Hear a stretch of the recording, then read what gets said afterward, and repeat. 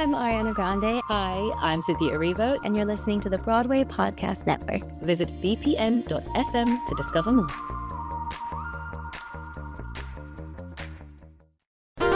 There's a cat over here. There's a cat over there. And the wrong one died. And the wrong one died.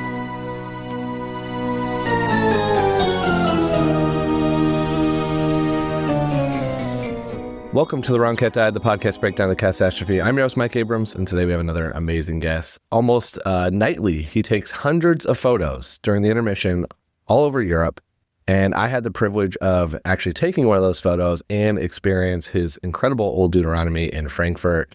And I'm excited to have him here while this is all still fresh in his mind.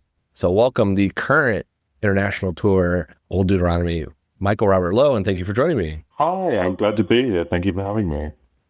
It's great to record this because when I went, I got to talk to you before the show and I got to experience the show, and I did make my push to have you choose someone different that day, and I was unsuccessful. So I'm going to now take the rest of this time to try to convince you to just pick Gus one night. But no, jokes aside, it was amazing to see your performance, and I have a lot of questions about, your character, your experience in the show, but I always like to start with your cat's history. So before you did this is now your second year, I think, the second wave of this tour. But before that, what was your cat's experience? I was not one of those people who was obsessed with cats as a kid. Okay. I sort of came to it a little bit later. I wasn't taken to see it as a kid.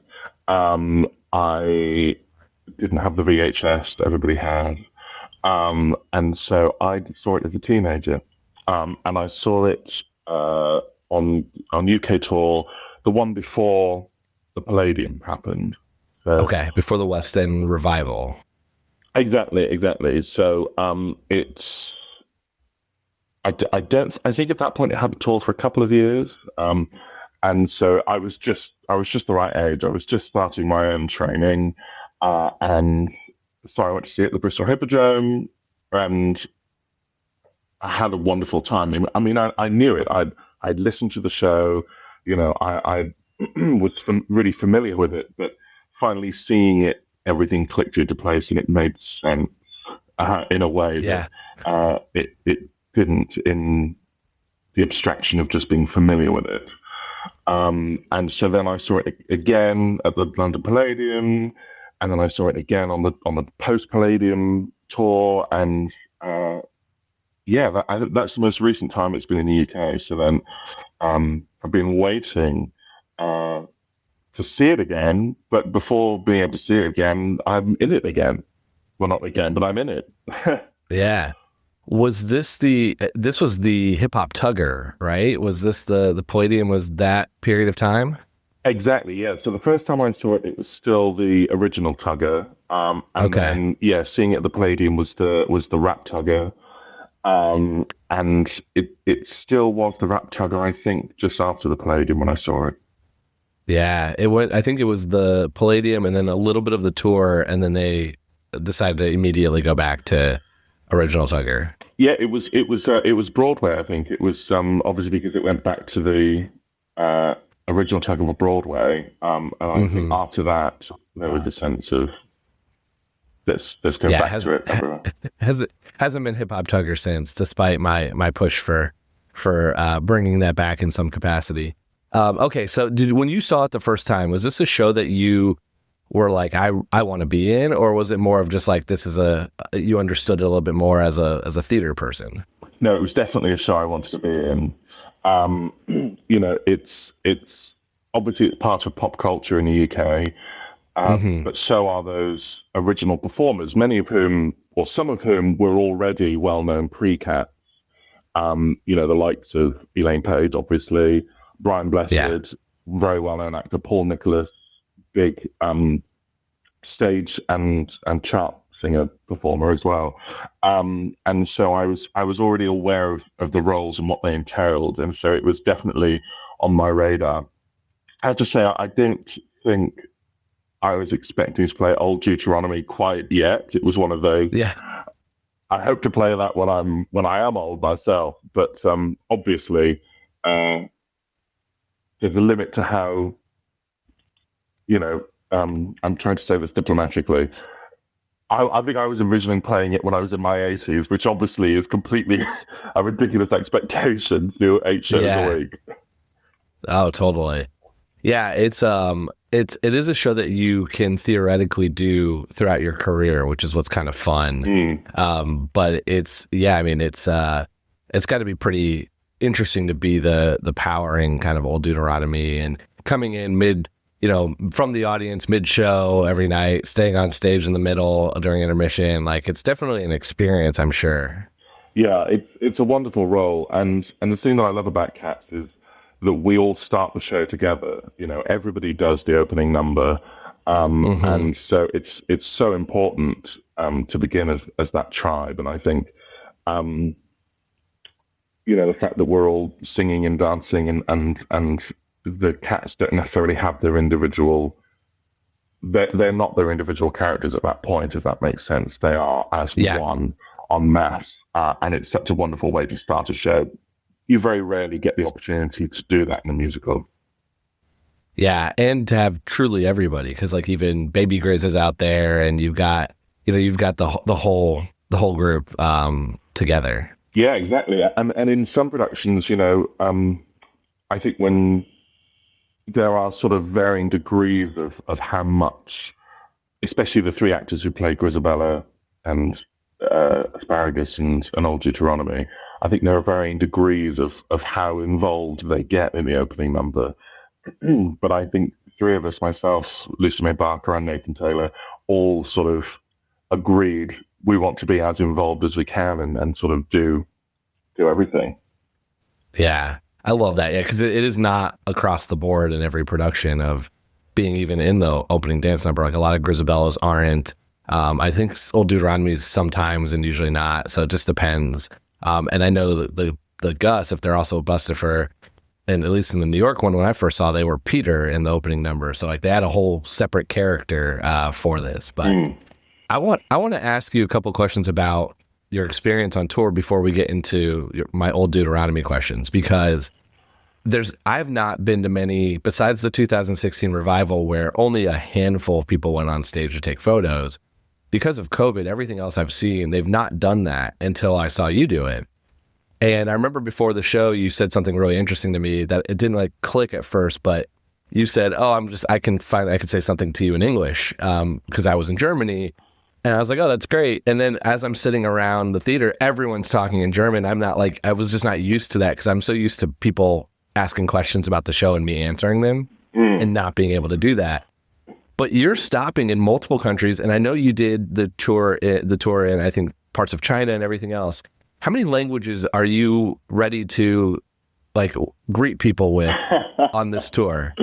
Well, I mean, this tour, the second leg of this tour is going to test me now. I've been okay so far, but once we're getting into, Greece and Portugal, I'm going to have to do my homework, let's say that. Yeah. And it's interesting because, of course, originally the whole thing of Old Deuteronomy being on stage in the interval, it was very much a chance for the humans to get up close and observe Old Deuteronomy. And I don't think, I mean, obviously there were no photos back in the 80s. Yeah, there wasn't a camera phone back then. There was no camera phone. And I don't know if the signing of the program was a thing right in the beginning. I know it became a thing at the New London. I'm not sure when that happened. But of course now it's not reasonable to expect that of audience members. It's not reasonable to expect that they're going to come up on stage and just sort of observe and maybe at best get an autograph. Everybody's been to Disney. Everybody expects an up-close experience now. Everybody wants the photo, and the production accommodate that. We have one of our brilliant stage managers to take the photo for you. You don't have to worry about, getting the angle right. So I obviously Old Deuteronomy is not going to have a lengthy conversation with you, because that is not necessarily the story we're telling, but also we're not really in a world where he can be completely aloof. Yeah. But so are you Greek? I mean, I know you spoke to people in German. So how many languages do you speak? I really only speak English. I can't claim to be able to hold long conversations in any other language. I was lucky. Well, I'm lucky that the first leg of this tour is in predominantly German-speaking countries, because I did study German a little bit when I was younger, and so I do have some basics ready to go. And it's a language I love as well, so I'm very lucky there. Okay, so you're just learning a few phrases and everything, because otherwise, and are you greeting people? I mean, I came up and we had talked before, and there was a huge line, so I was just trying to take the photo and let the rest of people go through. But are people trying to have full conversations, or at least some conversations with you at that moment? Yeah, some people. There's a real mixture. Some people are kind of. I'll justify this word, but they're starstruck, and I don't mean they're starstruck by Michael Robert-Lowe. They're starstruck by Old Deuteronomy. Do you know what I mean? Yeah. Being in his presence. Some people are just obsessed with the costume and the wig, and they want to touch it. And of course, we have to be careful, because our wardrobe and wig tube very carefully prepare the costume and the wig, and so we have to be a bit careful there. Some people want to just have a general conversation. Some people, you also get some really interesting people who will say, I first saw the show in whatever year, and I've seen it this many times, and I love hearing that, and especially in Germany, there's a long history of Cats in this country. Cats was the musical that brought musical theatre to Germany, and so generally people, if they're sort of 40 plus, will have seen that legendary production in Hamburg. And already have a connection with the show. And then you get little kids as well, like the venue that you came to see is Frankfurt. There was a wonderful, I think they were twins, actually, twin boys, and one of them was sort of hyperactive and was just bouncing along and ready to meet Old Deuteronomy, and one of them was very quiet, and he didn't really say anything the whole time. And as they got up to leave, his mother said, he wants to ask you a question, but he doesn't know how to ask it in English. So I'll ask for him. He wants to know how long it took you all to rehearse the show. And I thought that was such a wonderful question for a little boy who was maybe 7 or 8 years old. So you really have the real spectrum of how people want to communicate. I love that. This is the performer wanting to know, like, how did you all do the ball that you just finished the ball basically before that moment, and so it's like, how did you all get to that point? Exactly.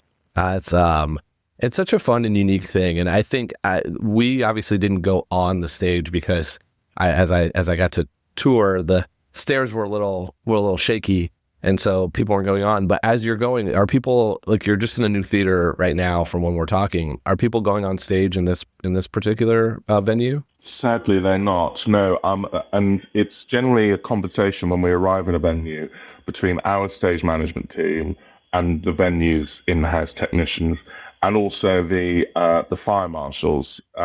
Germany have very, very strict fire codes and health and safety codes, and so sadly in this venue, they decided that the venue team and fire marshals decided that it wouldn't meet their health and safety codes for audience members to come on stage. So, there are very, very steep stairs going down to the stage in this venue. So I can see why they came to that decision. Yeah.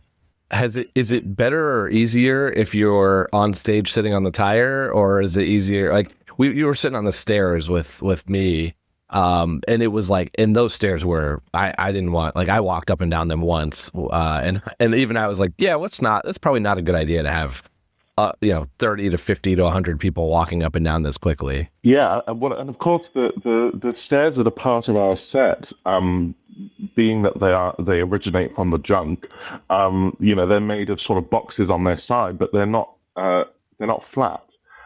Each one is at an opposite angle to each other, as you would have seen and felt when you walked up them, which creates the desired effect with the trash. But you're right, when you've got people who aren't accustomed to being on stage, it can be a bit problematic. But when we're lucky enough to be in a venue that only has a couple of steps, like we were in our first venue in Dusseldorf, we were there for a few months, And so that really wasn't much of a journey up to the stage. So that was perfect. People just took a couple of steps, they were up on the stage, and they came up and sat on the tire.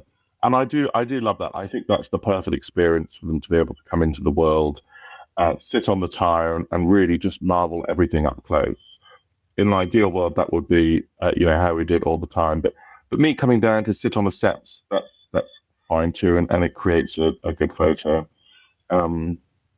And you do occasionally get people who get a little bit confident with getting up on the tire and want to sort of jump around up there, which does, obviously Old Deuteronomy remains very calm, but Michael Robert-Lowe inside is thinking, oh God, what if they fall, Yeah. You've shared some kind of wholesome interactions and obviously a lot of like fun telling of the connection to the show. What's kind of some of the crazier things people have said to you?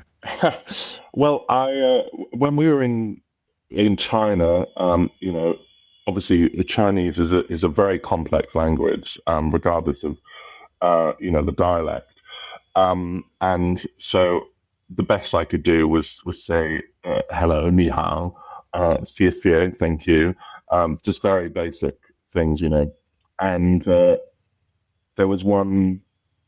I think we were in Zhuhai, and there was a young lad, again, probably about 8 years old, and he came with his parents and sat down, and I said, ni hao, and he looked up at me and said, I do speak English, I've had people who have been very overcome with emotion, who've got a little bit teary.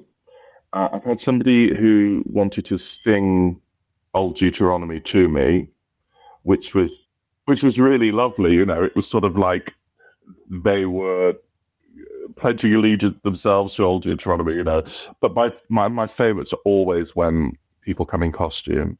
And cats have some amazing fans. Of course, you have people who have just put on some cat ears and some makeup, and they're having a great time, but the real hardcore fans who have had custom costumes made and have really studied the makeup, and it's amazing when they come up on stage. And some of them, it's I can't tell between our cast members and them, and so they have to be my favorite when they come and meet me, and I get to see all the detail close up. Yeah. Have you had another Old Deuteronomy? Because I don't feel like I see that many Old Deuteronomies when I get cosplaying and or getting into the costume. A lot come to Broadway Con and events I've seen, and there are a couple who, like you said, are their version is uncanny at how great it is.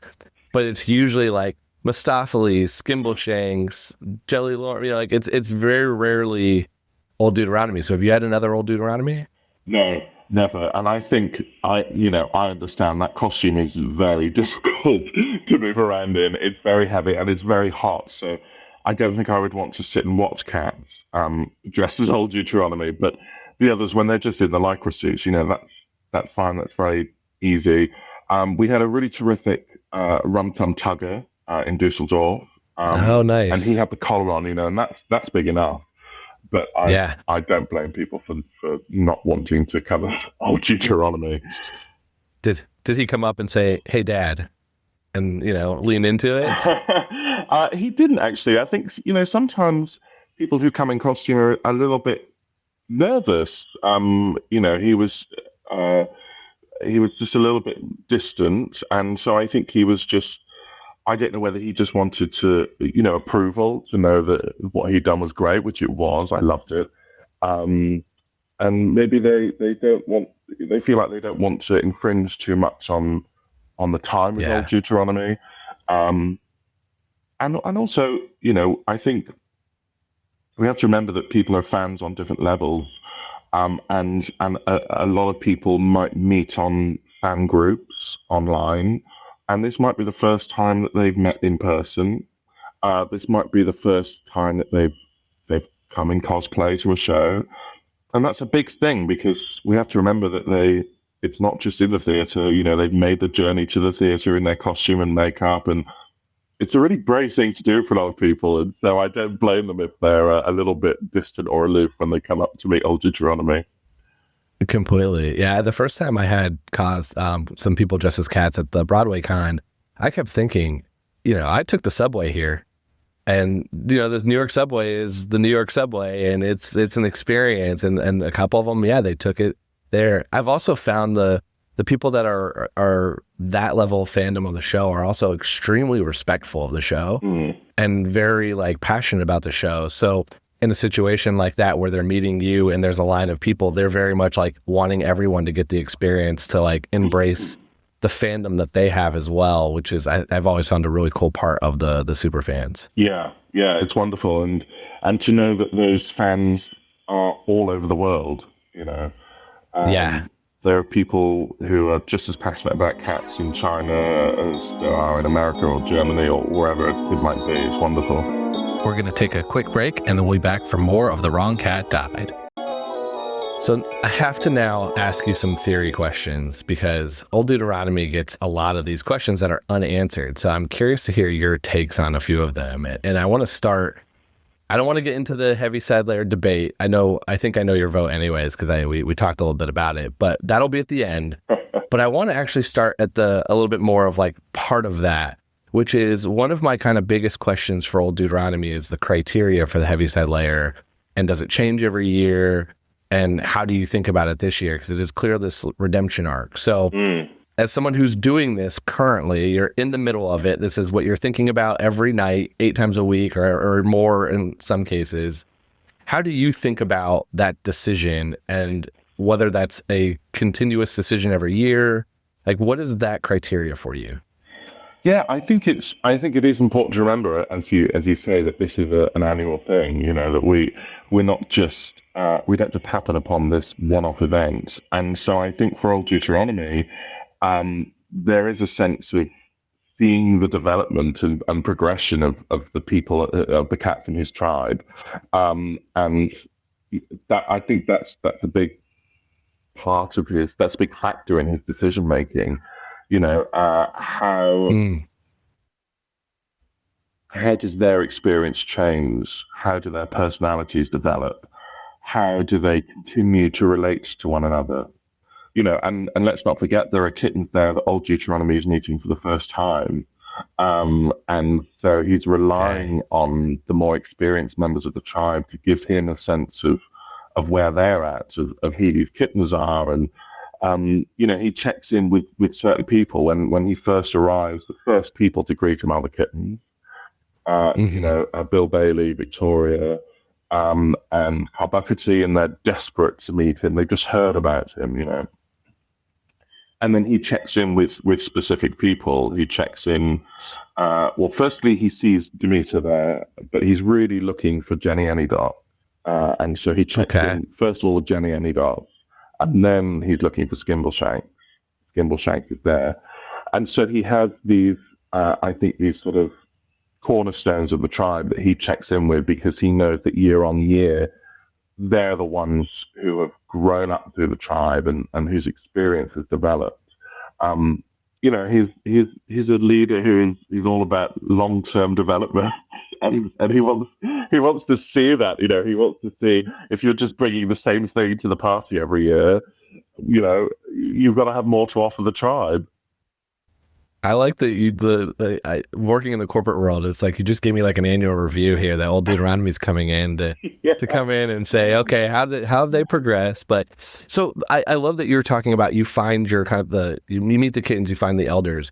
When you walk into the show as Old Deuteronomy, do you know already who you're picking? There's this sense that since you know everything, you're this omnipresent type of character that you knew Grisabella was coming back. But then I've heard other versions of Old Deuteronomy saying, I actually didn't know until the end of Act 1 when I see her sing Little Memory, and that's when it's I have the aha moment. So how do you play it? Do you play it as if you already know she's coming back, or are you waiting, assuming you're picking through the first group until you see her? Exactly. I think definitely the second. He's not aware that she has already shown up.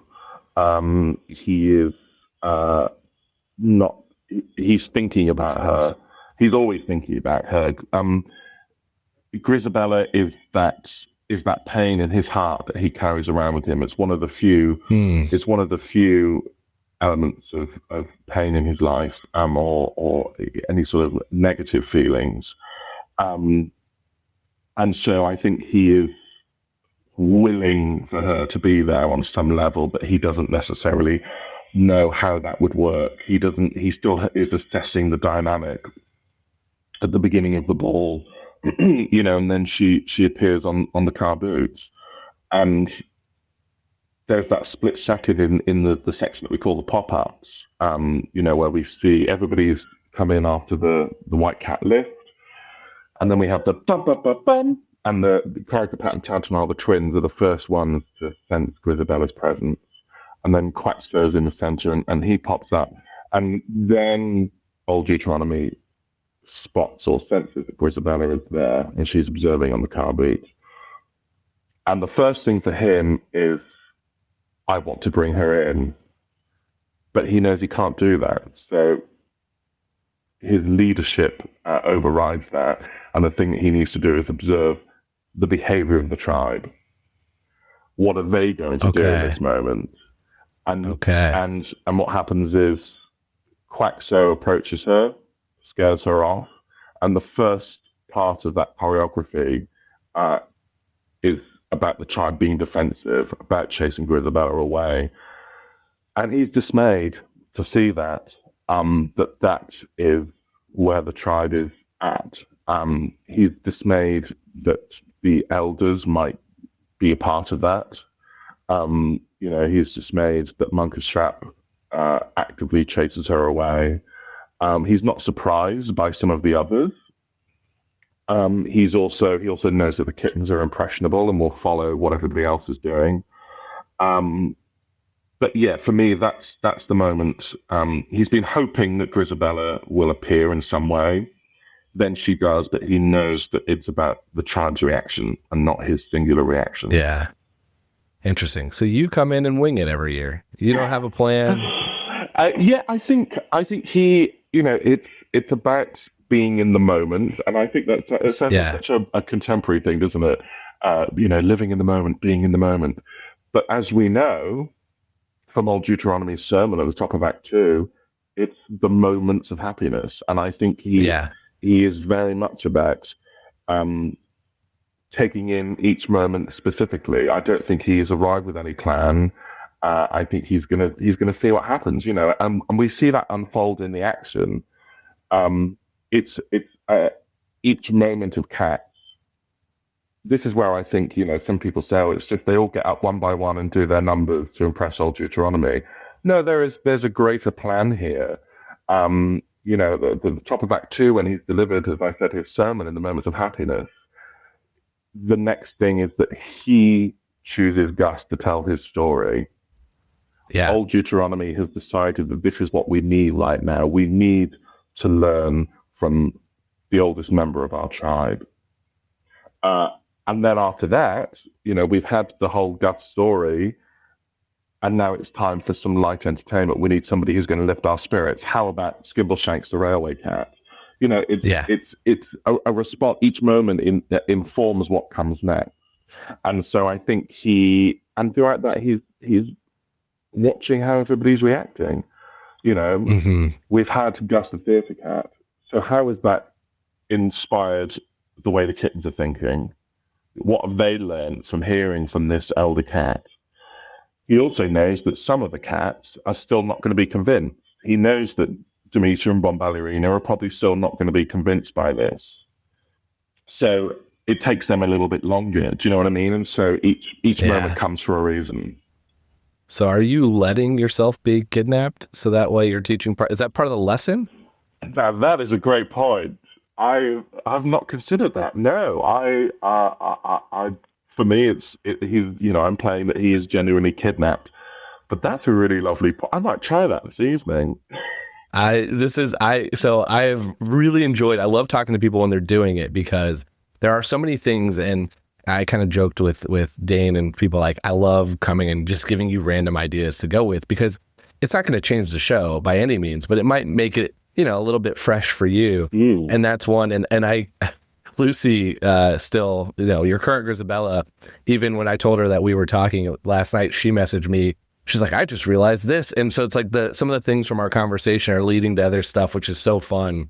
But I've actually wondered that, because the part of it that's weird to me is that if we believe that McCavity, Tugger, and Monkish Trap are your son, or brothers and your sons, that it's so weird to me that one of your sons is kidnapping you. And so I kind of almost I buy more into in the beginning of Act 2. You're like, okay, I took all in Act 1. I took in the ball. I'm there now. I've like embraced. I kind of have a lay of the land, and now I'm orchestrating what everyone needs to get to this ending point. But then it's like all of a sudden you get kidnapped. And so I like the idea of you potentially orchestrating that. That gives Bomb and Demeter something to sing about. It allows Mistopheles to be a hero. Yeah. It kind of brings a little bit to the story. Yeah, that's a very good point. I mean, I do think that it's knowingly sacrificial on Old Deuteronomy's part. You know, he's aware of this being a sacrificial gesture, and I think there's a lot that you can theorize on in terms of connection between the characters, the hierarchy, and the text itself, the connection with religion. You know, and I think a lot about some of the literary allusions. You know, if you look at the works of C.S. Lewis, for example, and the sacrifice of Aslan in the Chronicles of Narnia, and all of that stuff, and you think about the parallels between Aslan and Old Deuteronomy. You know, and so I think, like I said, it is knowingly a sacrifice, but the idea that he could be not orchestrating that, but going along with it in order to further the development of the tribe and further the understanding, that's a really lovely point. I'm here for it. What other relationships are you 100% playing? Like, do you play the three brothers? Do you play because it is a pretty loose interpretation for Old Deuteronomy. Yeah, and it's never prescribed.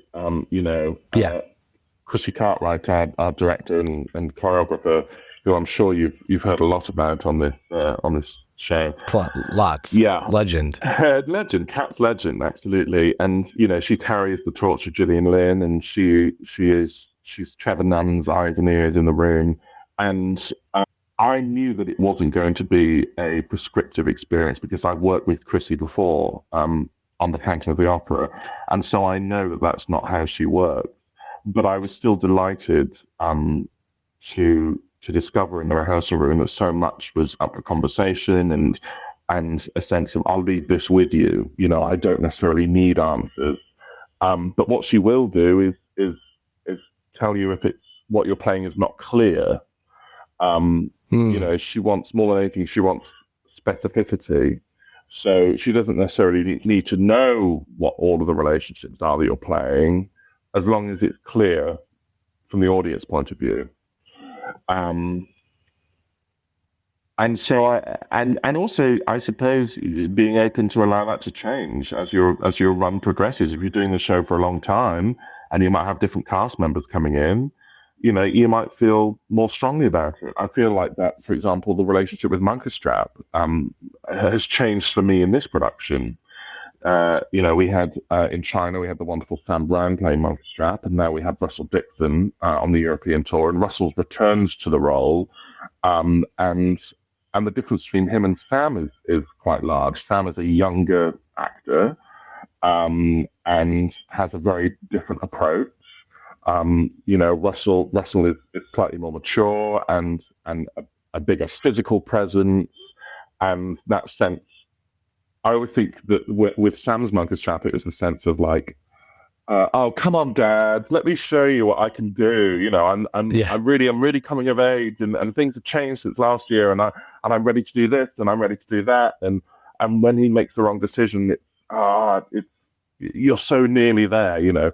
Whereas with Russell, it's like, you know, I am there, and all I need to do is show you I have the maturity. And it's even more heartbreaking than to think. It feels like sometimes he might be actively making the wrong decision before he realizes, you know. In terms of some of the other relationships, I have to say I've never entirely. I personally don't play the McCavity relationship Okay. McCavity is the son. I know lots of people do, and I know lots of people feel strongly about that. I certainly do with Monk's Trap and the Rum-Tum Tugger. For me, the McCavity relationship is slightly different. What is the relationship then in your eyes? I think he is, he's a disgraced member of the tribe, and he's turned to evil, and he's been taken over by that. I think Old Deuteronomy feels that he is not beyond redemption, as he does with everybody. I just don't think it's a direct family relationship. Okay. How many? Because there's the interesting line is the potential 99 wives. How many are you the father of? Like in your eyes? I think all of them. It could be all of them. It could be 2 or 3 of them. And I mean, personally, I tend towards less of them. I think we take 99 wives as being over exaggerating as usual. Okay.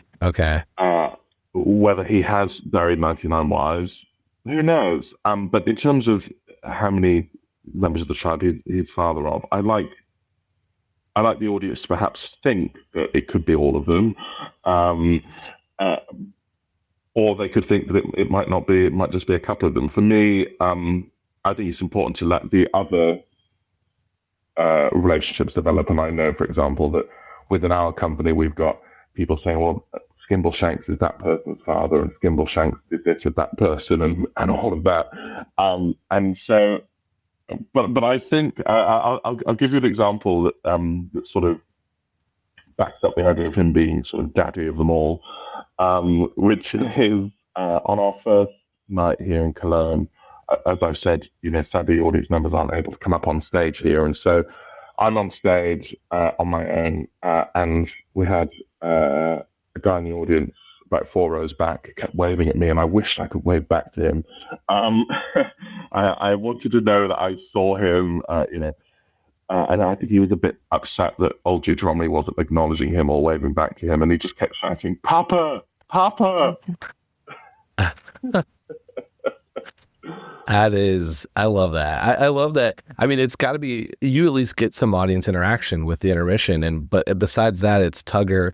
And then I love that you all do Green Eyes, because you're in the cats are in the audience more. Like they were up and down the aisles that I was in when I was in Frankfurt. And I am very curious to see how they're doing that based on the picture I saw of this current dater, because it's daunting of an image. But I do love that they are bringing that part back, because part of the cool, like the first time I saw it, is it truly does feel like you're being let in to view the junkyard. Like you're just part of this experience. You're lucky to be there, but you're in their world. And it feels more like that when the cats are running around you than during some of the COVID productions where they couldn't do that, which for obvious reasons, but it felt more like I was watching just a stage. Yeah. And I was watching a performance like I would any other musical, versus being very immersed in the space. Yeah, and I think it's a vital part of Cats. I don't think it's, apart from pandemics notwithstanding, I think for me it's a sort of non-negotiable element of Cats. Certainly this original production. Obviously, I can't speak for non-replica productions, but It continues to amaze me as well, and to think of myself in the place of the audience. And I got emotional during the overture the other night, watching on one of the cameras. Obviously, our set has lots of cameras on it, so that it can always be seen by stage management and automation and all that sort of stuff. And some of the cameras you can see into the auditorium, and I was backstage during the overture and watching the cats moving through the auditorium during the overture, and it made me feel emotional. It made the hair stand up on my arm. And I still have that reaction to the show. And something that struck me, and I meant to ask somebody about this. This could just be me over-theorizing, I'm not sure, but part of the set, if you look around the top of the set, there's a sort of a cloth that frames it. But it's cut out in a very particular pattern which to me looks like a hole in the fence. And interesting. It looks to me like we're literally peering through a hole in the fence. It gives that impression. And I must ask somebody whether John Napier, made that decision, or if I'm just making it up. I like it. This is a Dane question for sure. Definitely Dane Quicksilver. If anybody would know, Dane would know. Yeah. But that's a cool little hidden feature if that is the case. I wouldn't be surprised because every single thing when I walked around the set, everything is so perfectly created for that moment, and also a little bit of a picture in time, because I laughed at some of the shoe boxes are stuff from the 80s. It's supposed to be stuff that was popular in the 80s and relevant in British 80s culture. And I love that that's been kind of kept as a key part. So before we go to rapid fire though, I have one more, because I'm glad that I've given you one theory to play with. But I have another one that I'm curious your take on. And it could be something that's interesting to it's not going to change your show at all because you can't, it would change the ending. But when's Old Deuteronomy's turn? And do you ever have that moment when, before even maybe Little Memory or during the ball, where you're kind of having that thought of maybe I'm going, maybe Munkashep is ready and it's my turn? I think he knows it's not now. I think there's a sense of everybody will know when it's that time, when it's that year. There will be a sense of everybody will know. A decision won't need to be made. They'll have the party to end all parties. The most wonderful Jellicle ball. Everybody will add all sorts to their act, and Skimbleshanks will brush up his costume even further, and Jenny Any Dots will prepare an even more spectacular number, and it will happen, and they will just all know. I like that this is it's like the sports where they're going to retire on top, or at least in a positive thing, versus they shouldn't be playing anymore and everyone's having to force them out. And so you're saying that you're going to do your farewell tour and everyone's going to be ready to go, and it's going to be on a positive note and not the grasping for straws at the end of life, still kind of trying to lead, but you're senile and shouldn't be there. Exactly. Type of ending. Exactly. Okay. And maybe it's not until McCavity is redeemed to the south. Okay, yeah, you got to fix him first. Yeah. And then do you have a thought on who was last year's choice? Who was last year's choice? Yeah. I mean, you picked him. Yeah. That's really interesting. That's not something I've thought about. No, I don't. I would be lying to you if I said that's the decision that I've made. I've only heard one theory on it, and it came from Victoria who thought that they were last year's choice, and that's why they're having their kind of moment, is that whatever their name was in the past, but that was their new and fresh this year. But I think it's an interesting thing that as you come back and you start the year, it's do you think at all about your previous decisions to help with this upcoming decision, or is it truly an isolated year where there's a different decision every year? Yeah, I mean, I go back to what I said about moments, and I think he's you don't get to his age and his position and his wisdom by dwelling too much on past decisions.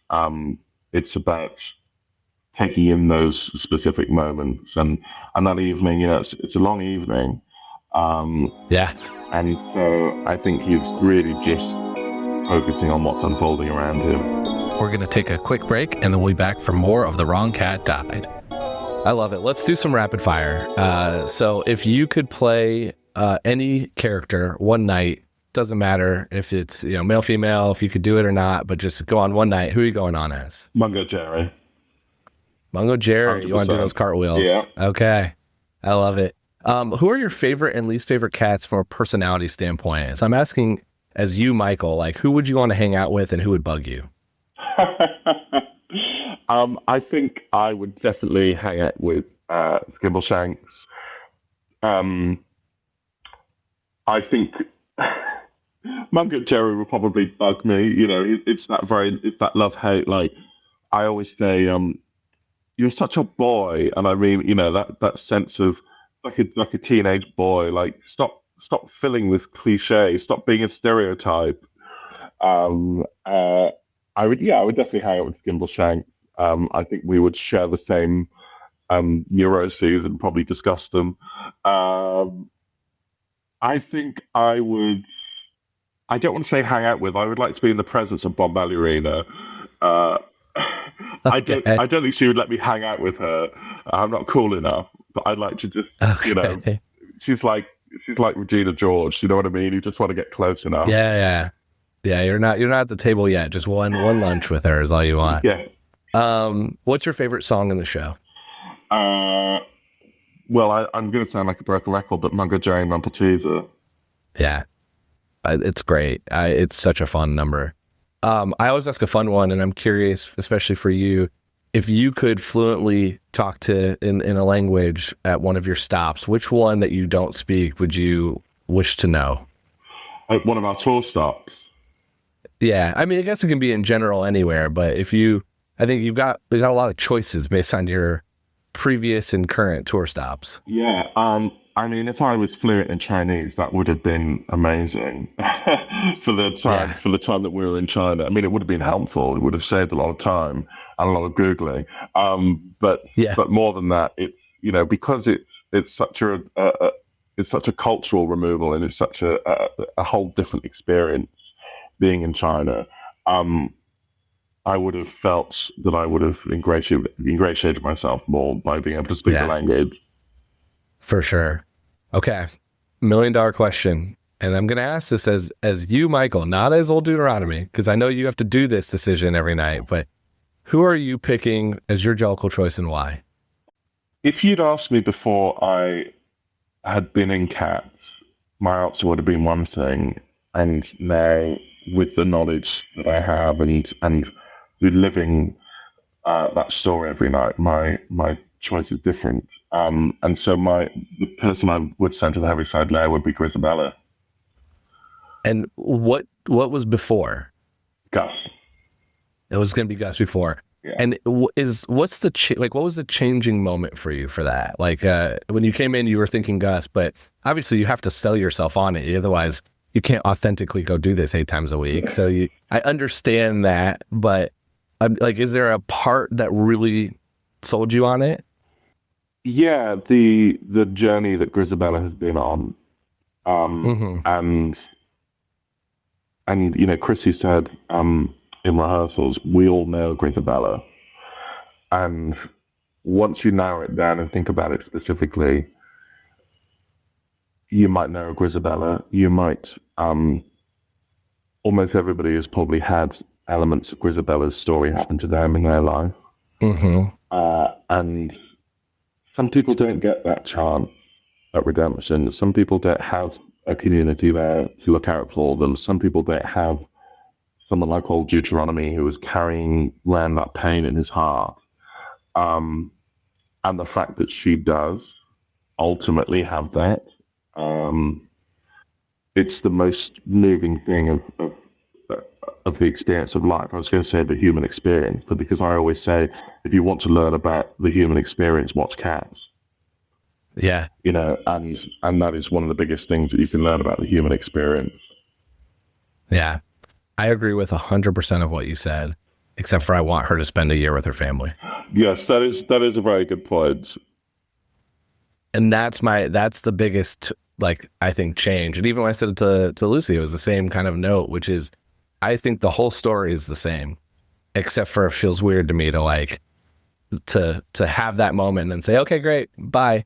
Unless you firmly and truly believe she's not going to make it a year, which is the question. But then I'd argue, I don't think Gus can make it a year either. So now we're kind of at the same point. But I think it ascends to something higher than that by that point. By the time we get to the end of memory, we're not, I think to say, oh, yeah, sure, we've had this moment with Victoria, and now you can spend a year with your family. I think it's a very, very good point, but I think we ascend into a more spiritual realm by that point, and so the heavens move, and that is something that needs to happen. It's no longer in anybody's control, and it's something that is sort of destiny, and so I think that's why that needs to happen. And I mean, look, here's a question for you. Jellicle cats meet once a year. Is that once a human year? It's a great question. Is it, every full moon? It's for sure. I don't know the answer to that. And I think it's like that. We do know that they meet in some interval, but what is that interval? And what does, like, do they have 9 lives? Like there's a lot of assumptions you're making based off of lore because it's not written or spoken. Yeah. And I think that's part of the beauty of the show and why you can even have this type of conversation. Yeah. And we can have a conversation about Macavity being an orchestrated ploy for you. Like you could have all of those conversations and it's not going to fundamentally change the arc or the story or the world that was built. And I think that's why there's such a strong fan base, because everyone has a thought or an opinion on it. Even if the opinion is I didn't enjoy it, it's because I think they just didn't open themselves up to like what they were seeing. It was much more of it's a weird experience the first time you see it. It's very unorthodox in a lot of ways to what you normally see in musical theater. And so I think a lot of people that don't like it it's a jarring experience the first time. I felt that way the first time. I was like, what did I watch? I walked out just like so confused of this. I mean, I was so impressed by the talent level, because just as someone who doesn't sing or dance, to see that level of like, I had the same question as that 7-year-old kid. Like, how long did it take you to figure that out? Yeah. Like to rehearse that and get that all down and have it all so perfectly orchestrated. But as someone who likes stories and who likes writing and who used to do some of that type of stuff, I was like, this story is missing a lot. And then I kind of like at the same time was like, well, that actually means that you can add to it, or you can create your own interpretations, or it can change. And there's some beauty to that too, because I think that's why it has the longevity it's had. Because you cannot be bored after 8 shows because you have a different monkish trap. Or because you can tonight decide, I am going to think about Macavities like I'm orchestrating this kidnap. And it's not going to change the show for everyone in the audience, but you get a little bit different interpretation or experience of it. And that I think is cool it's got to be really great for performers where you are doing such a repetitive thing so often, to have some of those things that can shake up and change, or a new audience gives you a little bit more, or some person's waving at you for the whole act 1, in the 4th row. Like, that's the cool part for me of theater in general. Yeah. And I go back to the original creators of this show, and this show wouldn't be the same if it wasn't for them and the unique things that they brought together, and everybody thought that they were crazy for it in 1981. It's a story obviously we've heard a lot, but the fact that Cameron Mackintosh decided, he had Andrew Lloyd Webber and these poems, and he decided to bring the director of the Royal Shakespeare Company, Gillian Lynn, who was a theatre choreographer with a classical background, and it wouldn't have. We know from Trevor Nunn's process on Cats and on other shows that it was so much about everything that we've been discussing here. How specific can we be? Let's have those discussions. Let's leave nothing to chance. Even if it is up to the actor, or even if it does change nightly, we have to probe those things all the time. We have to question why the characters are doing these things. And, and so it makes sense the Cats wouldn't work if that work hadn't been done. Andrew had these settings for these poems, and there was a sense of what's it going to be? Is it just going to be a concert piece, And suddenly it becomes a piece of pure theatre that, and it could only ever have been a piece of theatre, and it only ever could have been created by those creatives at that time. And it's not a show that will be created nowadays. I mean, totally. This was a clear moment in time, and then set off a bunch of other versions of other things that it like kind of sparked. It's in that moment of the phenomenon, and yeah, it's incredible that it's going this long, and it's regionally being done all over the world, and there's stuff coming next year I saw, so it doesn't seem like it's slowing down in any way, which is really, really cool. Cool part of the show that this is, it has longevity when a lot of theater is very fleeting these days.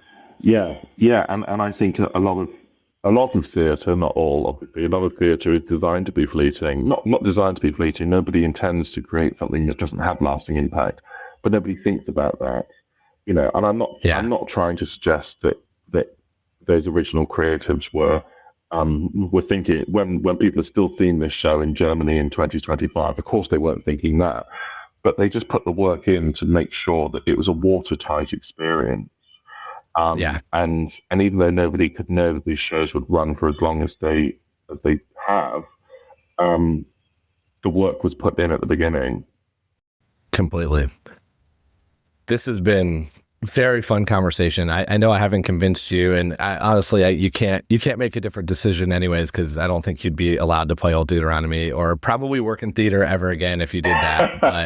But it's been so fun. I'm glad I gave you some new things to think about on stage, and I'm glad that people still this will come out where people still have the chance to go see it. So a lot of times, my people have done it. You are still going to be performing, so we'll link how to buy tickets, because it's easy, and you're touring all of Europe and a lot of different places now, and I think they officially have announced the other locations, so there's more places to go see you. But how can people stay in touch with you personally on social media? I'm on Instagram at Michael Robert-Lowe, so you can find me there.